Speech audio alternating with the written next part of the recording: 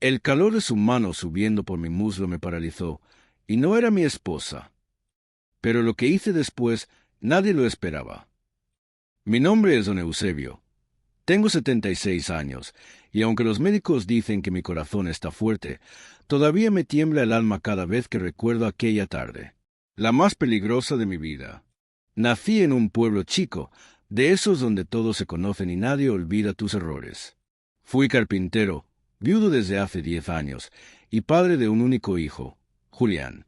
Todo lo que construí en esta vida lo hice con estas manos, llenas de callos y cicatrices. Y pensé que al llegar a viejo, mi recompensa sería el descanso, los nietos, la tranquilidad de un hogar. Pero nunca imaginé que quien me traería en mayor peligro sería mi propia familia. Más aún, mi nuera, antes de contarte lo que pasó, y te juro que hasta hoy me cuesta decirlo sin sentir vergüenza y rabia. Te pido algo. Suscríbete al canal y contame en los comentarios desde qué ciudad me estás escuchando. Tu apoyo me ayuda a seguir compartiendo estas historias reales, que pueden servir de advertencia para muchos. Porque lo que vas a escuchar tiene un final impactante completamente inesperado. Te lo aseguro, yo siempre fui un hombre sencillo. Mi día empezaba temprano, a las 6. Ponía la pava, cebaba mis primeros mates mirando por la ventana, y después salía a barrer el frente de casa. A veces me encontraba con doña Clara, la vecina de enfrente, que me ofrecía medialunas a cambio de ayudarla con las bolsas del súper. Después de la muerte de mi esposa, pasé muchos años solo. Al principio dolía, pero uno se acostumbra al silencio, al olor a madera y al crujir de la radio de fondo. Hasta que Julián, mi hijo, volvió de la ciudad con mujer nueva, una criatura que parecía salida de una revista. Luciana se llamaba. Tendría unos 30 y pocos, piel morena, ojos grandes y verdes. Caminaba como si el mundo le debiera algo, y hablaba con una dulzura que, con el tiempo, supe que no era más que veneno disimulado. Al principio me cayó bien. Me llamaba suegrito, me servía café, me preguntaba por mis dolores de espalda. Me hacía sentir útil. Pero con los días, algo empezó a cambiar. Mi hijo salía mucho por trabajo, y ella se quedaba en casa. Me pedía ayuda para arreglar cosas, para bajar cajas, para enseñarle a usar el lavarropas. Imagínate. A veces me tocaba el brazo al hablar, se me acercaba más de la cuenta. Yo soy viejo, pero no tonto. Me daba cuenta, pero no quería pensar mal. Hasta que una tarde pasó lo impensado. Yo estaba sentado en el sillón, leyendo un diario viejo, con la ventana abierta. Luciana llegó en silencio. Me preguntó si podía sentarse. Le dije que sí. Se sentó demasiado cerca. Me preguntó cómo estaba, si no me sentía solo, si alguna vez había pensado en volver a enamorarme. Yo me reí, le dije que a mi edad esas cosas ya no pasaban. Fue entonces cuando lo hizo. Sin decir una palabra, me apoyó la mano en la pierna. Primero despacio. Después la subió. Yo me quedé helado. No era una caricia inocente. Lo supe de inmediato. Su mano temblaba, pero no de miedo, sino de cálculo. ¿Qué estás haciendo, Luciana? Le dije, con la voz trabada. Ella me miró a los ojos, seria. Usted es un hombre solo, don Eusebio. Nadie tiene que enterarse. Yo puedo hacerle sentir cosas que hace mucho no siente. Ahí supe que todo estaba mal. Traté de levantarme, pero ella me apretó la pierna. No diga nada. Yo sé que tiene una buena jubilación. Y sé que está pensando en cambiar su testamento. Me quedé sin aire. ¿Cómo sabía eso? Era verdad.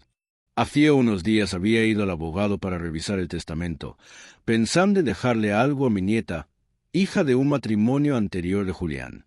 Pero nunca se lo había dicho a nadie. Ella lo sabía. Todo. Me paré de golpe. Le grité que se fuera, que eso era una falta de respeto. Ella, sin inmutarse, me miró con soberbia y dijo, «Piénselo, don Eusebio. Si me ayuda, yo puedo hacer que su hijo siga viniendo a verlo. Si no, quizás Julián empiece a alejarse. A veces las esposas podemos influenciar mucho en lo que hacen los maridos. ¿No le parece?» Era una amenaza. velada, pero clara. Esa noche no dormí. Me dolía el pecho, la cabeza, el alma. Pensé en todo lo que había trabajado, en mi mujer, que ya no estaba, en mi hijo, que confiaba en esa mujer sin saber lo que era. Y ahí lo decidí. Lo que hice después, nadie lo esperaba. Esa noche no pude dormir. Me levanté como 5 veces a tomar agua. Caminé descalzo por la cocina con las luces apagadas y me senté en la oscuridad con la radio bajita, como hacía cuando murió mi esposa. Pero esta vez no era tristeza, era un hervidero de pensamientos. Luciana había cruzado una línea, y no una línea cualquiera. No era solo lo que intentó conmigo, era el tono, la amenaza, esa forma fría de manipular, como si yo fuera un anciano débil, fácil de usar. Pero yo no era eso. Tal vez viejo, sí. Lento, también, pero no idiota. Y menos aún alguien que va a quedarse callado cuando tocan lo más sagrado, la familia. Porque mi hijo, Julián, puede tener sus defectos, y los tiene, como todos, pero si hay algo que siempre valoró, fue la lealtad. Creció viendo cómo yo trataba a su madre. Aprendió a respetar, a cuidar, a confiar. Y ahora estaba casado con una mujer que le mentía en la cara. Pensé en decírselo de inmediato, agarrar el teléfono, llamarlo y contarle todo. Pero, ¿y si no me creía? ¿Y si ella giraba todo, decía que yo la había malinterpretado? Peor aún, que yo la había acosado. Ese era mi miedo más grande. Porque el mundo de hoy no es como antes. Hoy basta una palabra mal dicha para que te destrocen el nombre, aunque seas inocente.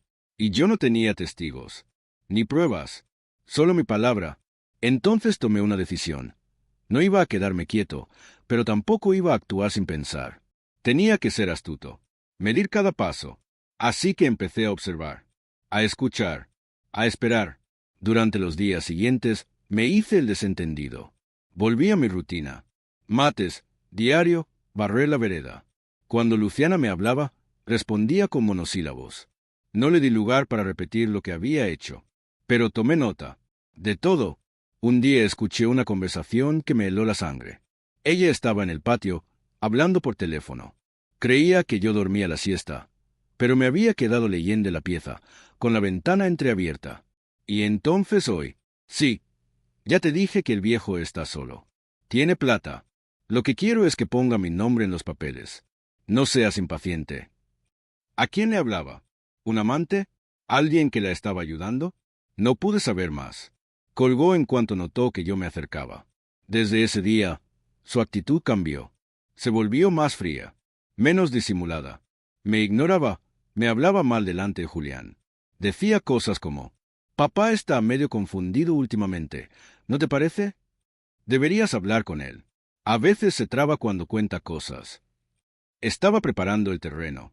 Quería hacerme pasar por senil, para deslegitimar cualquier cosa que yo dijera, para sacarme de en medio sin ensuciarse las manos.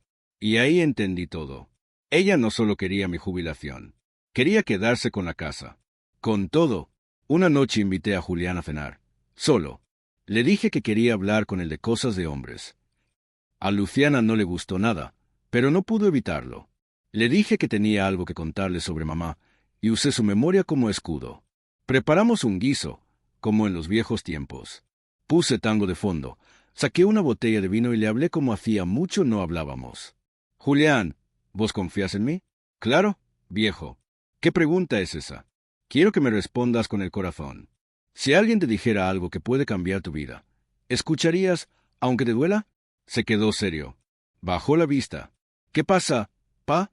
Ahí le conté todo, sin adornos, sin exagerar, con voz firme, pero calmada. Le dije lo que Luciana intentó aquella tarde. Le conté sobre la amenaza, la insinuación, la conversación telefónica. Todo. Al principio no dijo nada.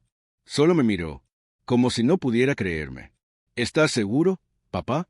¿Estás seguro de que no entendiste mal?» Eso me dolió. Me ardió como una traición. Pero lo entendí. Es su esposa, la madre de su hija, su familia. Nadie quiere pensar que está durmiendo con una serpiente. «Estoy seguro, hijo. Y no quiero que me creas porque soy tu padre. Quiero que me creas porque me conoces. Porque sabes quién soy y cómo me criaste». Nos quedamos en silencio. El tango seguía sonando de fondo. Pasaron unos minutos, eternos. Y entonces dijo, voy a hablar con ella. Pero antes, quiero hacer algo. ¿Qué? Quiero instalar cámaras en casa. ¿Cámaras? Sí, papá. Si ella está tramando algo, la vamos a agarrar con las manos en la masa. Y así comenzó nuestro plan. Instalamos 3 cámaras ocultas en mi casa. Una en la sala, otra en el pasillo, y una más en la cocina, donde Luciana solía hacer llamadas cuando creía que nadie la escuchaba. Los días siguientes fueron tensos. Yo actuaba normal, y Julián también. Pero grabábamos todo. Y lo que captamos fue peor de lo que imaginábamos. Luciana hablaba por teléfono con alguien a quien llamaba mi amor, y le decía cosas como, ya casi está. El viejo está más débil. En cuanto firme, lo internamos por problemas mentales, y después vemos cómo lo sacamos del testamento. Ahí lo tuvimos claro. No era solo codicia, era crueldad. Y eso no se perdona. Pero lo que hicimos con esa grabación, eso nadie lo esperaba. La noche que escuchamos esa grabación, mi hijo y yo nos quedamos mirando en silencio, como si el aire se hubiese congelado en la sala. La voz de Luciana era clara, sin titubeos, sin una pizca de remordimiento. Su risa al final de la llamada, esa risita burlona, me dio más escalofríos que cualquier invierno que haya pasado en este cuerpo viejo. Lo internamos por problemas mentales, y después vemos cómo lo sacamos del testamento. Así, con esas palabras, como si yo fuera un mueble viejo que estorba, como si no tuviera historia, ni nombre, ni hijo, ni vida. Pero se equivocó. Y caro, porque lo que hicimos con esa grabación no solo fue inesperado, fue el principio del fin para ella. Al día siguiente, Julián me miró con una expresión que no le conocía. Ni rabia, ni tristeza. Era otra cosa, determinación. Papá, me dijo, no solo vamos a sacarla de nuestras vidas, vamos a hacerlo con dignidad, con pruebas, sin escándalos, pero con justicia. Y ahí supe que mi hijo había despertado. Lo primero que hicimos fue acudir a un abogado de confianza, un muchacho joven, serio, que había trabajado con Julián en unos papeles de su empresa. Le mostramos el vídeo, le explicamos todo lo que venía pasando, y él nos dijo algo clave. Esto no solo prueba una intención de manipulación financiera, también es un posible intento de incapacitación fraudulenta. Y eso es grave. Nos recomendó no confrontarla aún. Reunir más pruebas. Estar atentos. Porque si ella sospechaba que sabíamos, podía actuar impulsivamente. Y, en personas como ella, eso podía ser peligroso. Durante las semanas siguientes, seguimos grabando. Y cada nuevo archivo era más perturbador. Luciana hablaba con el mismo hombre, al que a veces llamaba mi rey, otras veces gordo, pero siempre con una confianza que dejaba claro que no era nuevo. Planeaban detalles. Hablaban de la firma, de la plata, de la casa grande. Y lo peor, hablaban de mi salud, de cómo ella iba a inventar que yo tenía Alzheimer, que decía cosas sin sentido, que confundía fechas, nombres. Incluso un día simuló una llamada con una supuesta psiquiatra, ensayando frases como, «Doctor, mi suegra empezó a decir que lo seguimos con micrófonos. ¿Eso es normal?» A veces no me reconoce. Me dice, «¿Quién sos vos?» Todo eso, grabado. Yo, mientras tanto, me mantenía firme, aunque por dentro me partía en 1000 pedazos. Tener que fingir frente a esa mujer, que entraba a mi casa, tocaba mis cosas, jugaba con mi nieta, era una tortura. Pero sabía que valía la pena, porque estaba por proteger algo más grande que mis bienes, mi dignidad y el futuro de mi hijo. Y llegó el día clave. El abogado nos citó en su oficina y nos dijo que con todo lo recopilado ya podíamos hacer 2 cosas. Presentar una denuncia formal por tentativa de estafa y manipulación con fines patrimoniales. Llevar la grabación a una mediación judicial y usarla como base para iniciar una separación con respaldo legal para Julián. Mi hijo no lo dudó. Vamos a hacer las 2. Pero antes, quiero verle a la cara. Esa noche, Julián llegó a casa temprano. Luciana estaba en la cocina, haciéndosela amable. Me ofreció café, como si nada pasara. Yo acepté, con una sonrisa que me dolía por dentro. ¿Y cómo estuvo el día, suegrito? Tranquilo, le dije, pensando en lo que me contaste de que a veces me confundo. Se quedó helada. Me miró de reojo. ¿Yo? Cuando dije eso, no sé, tal vez lo soñé. Viste que uno a esta edad ya mezcla un poco todo, ¿o no? Ella sonrió forzada, pero ya sabía que algo andaba mal. Y entonces entró Julián con una carpeta en la mano. La apoyó sobre la mesa. Se sentó. La miró a los ojos y le dijo: «Luciana, quiero que escuches algo». Sacó el celular, puso el vídeo. Esa grabación, la de su voz diciendo que me iban a internar. Luciana se puso pálida. Abrió la boca, pero no salía sonido. Cuando terminó, intentó hablar. «Eso no es lo que parece. Es una broma. Estaba actuando». «¿Actuando con quién? ¿Con tu rey?», le dijo Julián, sin levantar la voz, pero con una firmeza que no le conocía. «¿Desde cuándo me escuchas? ¿Qué clase de marido? ¿Desde cuándo me mentís vos? ¿Desde cuándo me usás? Usás a mi padre, jugás con nuestra hija». Luciana empezó a gritar, a llorar, a pedir perdón. Se arrodilló. Juró que estaba confundida, que el otro tipo era del pasado, que no sabía lo que hacía. Pero ya no había vuelta atrás. Julián la miró por última vez y le dijo: «Mañana vas a firmar los papeles del divorcio. Y si te negas, esto va a llegar a la justicia. No vas a tocar ni un centavo más de esta familia». Y ella entendió que había perdido. Esa noche dormí por primera vez en paz. No porque el conflicto hubiera terminado del todo, sino porque supe que mi hijo había vuelto a ver con claridad. No soy un héroe. No hice nada extraordinario. Solo me negué a ser pisoteado por alguien sin corazón. Pero en esta edad, eso ya es bastante. Pero lo que pasó después del divorcio fue todavía más inesperado. Y eso te lo voy a contar en la próxima parte. Después de esa noche, la casa quedó en un silencio raro. No era paz, pero tampoco era guerra. Era esa calma espesa que viene después de una tormenta, cuando todo está en su lugar, pero nada se siente igual. Luciana se fue al día siguiente. Se llevó un bolso apurado, ropa tirada, algunos gritos fuera de lugar y una mirada que no voy a olvidar jamás. Una mezcla de rabia, derrota y miedo. Miedo de lo que podía pasar con todo lo que habíamos reunido. Miedo de que ya no pudiera manipular ni a Julián, ni a mí, ni a nadie más. Pero lo que ella no sabía era que lo peor todavía no había llegado.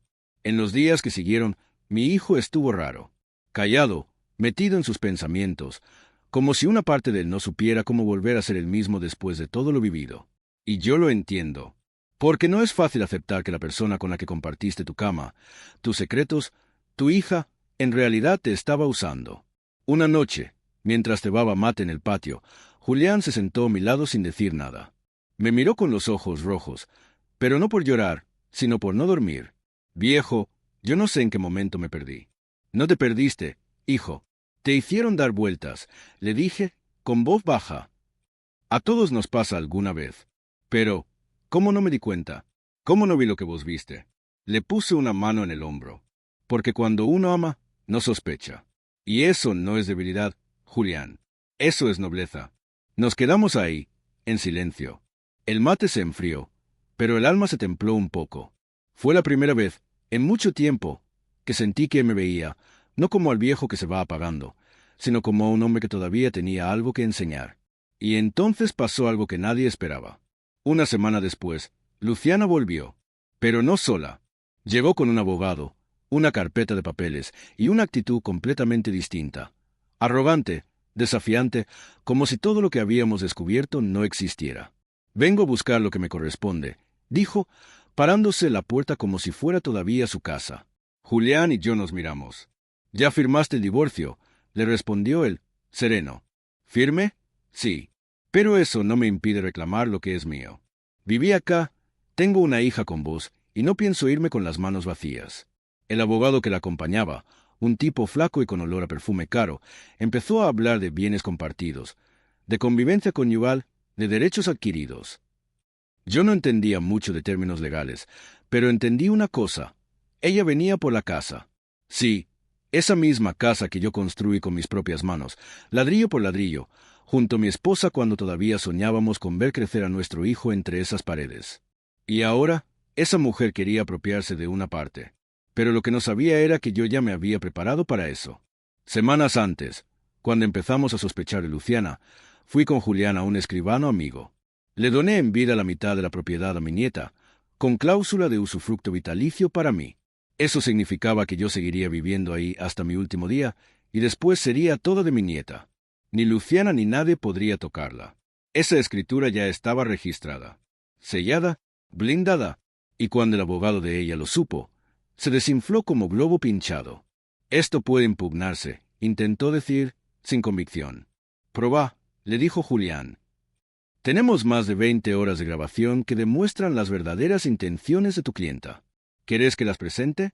El tipo cerró la carpeta. Luciana apretó los labios. Y sin decir una palabra más, se fue. Esa fue la última vez que la vimos en persona. Pero no fue la última sorpresa.